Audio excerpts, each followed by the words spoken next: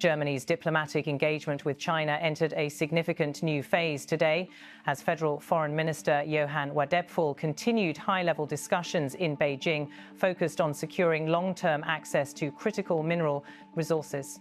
The visit comes at a moment when global competition for rare earth elements and strategic raw materials has intensified, shaping industrial policy, energy transitions, and national security planning across multiple regions. Wadephul's agenda in Beijing reflects Germany's broader economic priorities. As Europe accelerates its shift toward electric mobility, renewable energy technology, semiconductor production, and advanced manufacturing, stable access to rare earths has become a central concern. China remains the world's dominant producer and processor of these materials, giving Beijing substantial influence over supply chains that are vital for European industries. According to German officials, the talks this week were designed to ensure predictability, reduce procedural barriers, and limit commercial risk for companies dependent on Chinese inputs. In previous years, German manufacturers have expressed concern over export licensing delays and regulatory uncertainty, particularly during periods of strained EU-China relations. Wadephul's objective during the meetings has been to secure commitments that would simplify this framework. During his appearance in Beijing, the German foreign minister delivered a detailed statement summarizing China's latest assurances. In his words, China has offered to grant general licenses to European and especially German companies and has encouraged our companies to submit applications now. China has assured us that it will approach the review of these applications very constructively and that there are absolutely no plans to burden German companies with any major problems. I consider this a positive commitment and now encourage German businesses to begin the application process. The signal from Beijing suggests that Chinese regulators are prepared to streamline procedures for German and European firms operating in the rare earth sector. While the specifics of the general licenses have not yet been released publicly, officials describe them as measures that would provide more predictable access to strategically important materials. Germany's reliance on rare earth elements is extensive. These minerals are used in technologies ranging from wind turbines and electric motors to hydrogen production equipment and precision optics. Industry groups in Berlin have repeatedly urged the government to diversify sourcing and upgrade recycling capabilities, but acknowledged that China remains irreplaceable in the short term. The timing of the Beijing discussions is notable. China's own rare earth regulations have evolved in recent years, with export controls introduced on certain minerals used in advanced technologies. These measures were partly aimed at national security concerns and partly at restructuring domestic production. European policymakers have closely monitored these reforms, warning that sudden restrictions could disrupt manufacturing sectors across the EU. Against this backdrop, Wadephul's talks seek to re-establish a stable foundation for cooperation. German officials say the Chinese side provided reassurances that the licensing system would be applied transparently and without political conditions. In Beijing, Wadephul emphasized that clarity on export rules is essential for maintaining Germany's industrial competitiveness. Economists note that supply chain disruptions over the past several years, including pandemic-related shutdowns, shipping bottlenecks, and geopolitical friction, have prompted European governments to take a more active role in securing raw materials. This includes the European Critical Raw Materials Act, which aims to reduce dependency on single suppliers over time. However, diversification remains a long-term project. For now, China's willingness to expand licensing access is viewed by German companies as a stabilizing development. The foreign minister's comment that there were good promises coming from Beijing has been interpreted as a signal that ongoing negotiations may lead to durable arrangements. During the Beijing visit, Wadephul also discussed broader political issues with Chinese officials, although the rare earth supply topic remains the most concrete area of progress reported so far.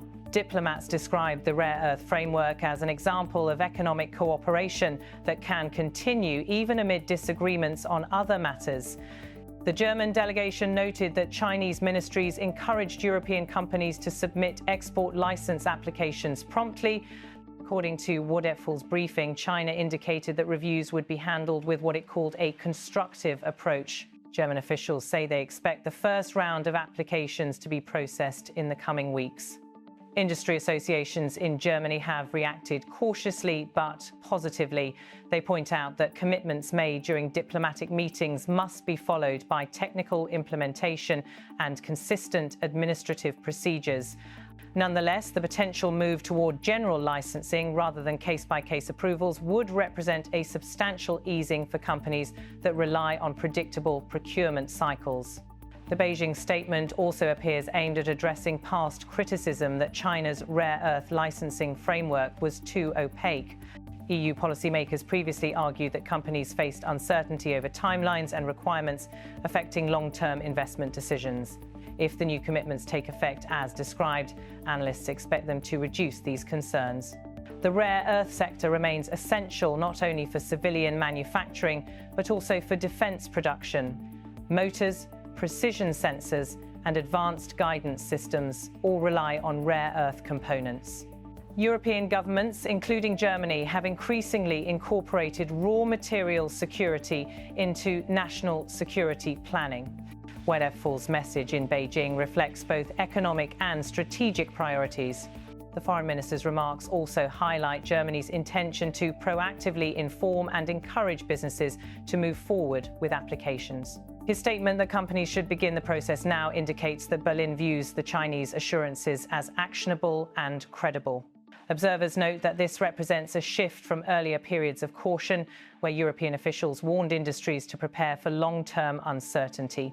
For now, the message from Berlin is that constructive engagement has yielded tangible outcomes. Wadephul's conversations in Beijing are part of a broader European diplomatic strategy. In recent months, several EU member states have sought to stabilize economic cooperation with China while maintaining a firm position on issues such as market access, investment reciprocity, and human rights. Rare earths are one of the areas where practical cooperation remains achievable. China, for its part, has an interest in maintaining stable relationships with key economic partners. European manufacturing companies are major customers of China's rare earth industry, and Beijing has repeatedly stated that it does not intend to weaponize its mineral dominance as long as political relations remain manageable. Wadephul's comments that China has absolutely no plans to burden German companies reflect this position. German businesses will now watch closely to see how quickly the new commitments translate into administrative action. The Ministry for Economic Affairs in Berlin is expected to issue guidance for companies preparing applications, and industry groups have asked for clear documentation from both governments. The Beijing meetings also reflect Germany's ongoing effort to balance economic engagement with strategic competition. While Berlin continues to explore alternative suppliers in countries such as Australia, Canada, and several African states, these markets cannot yet match China's capacity or processing infrastructure. Experts estimate that even under optimistic scenarios, Europe will remain significantly dependent on Chinese rare earths for at least another decade. This underscores the importance of stable and transparent licensing agreements. Wadephul's direct statement, delivered during recorded remarks in Beijing, remains the clearest articulation of the progress made. As he put it, China has offered to grant general licenses to European and especially German companies. I consider this a positive commitment and now encourage German businesses to begin the application process. The next weeks will reveal how the commitments are implemented at the regulatory level. German diplomats say follow-up technical meetings are planned to ensure that companies receive consistent information and that the licensing process proceeds without delay.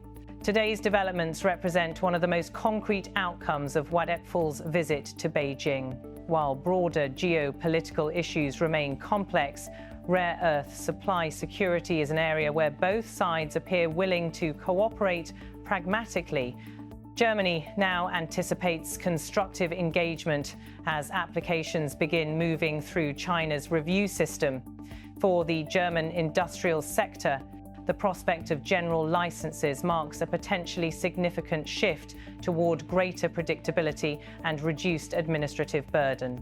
This concludes the latest update on the Beijing discussions between German Foreign Minister Johann Wadephul and Chinese officials regarding rare earth supply and licensing assurances. The situation continues to develop as Germany prepares the next steps for companies entering the application process. Germany now awaits the practical rollout of China's commitments as both sides move forward with a more stable rare earth supply framework.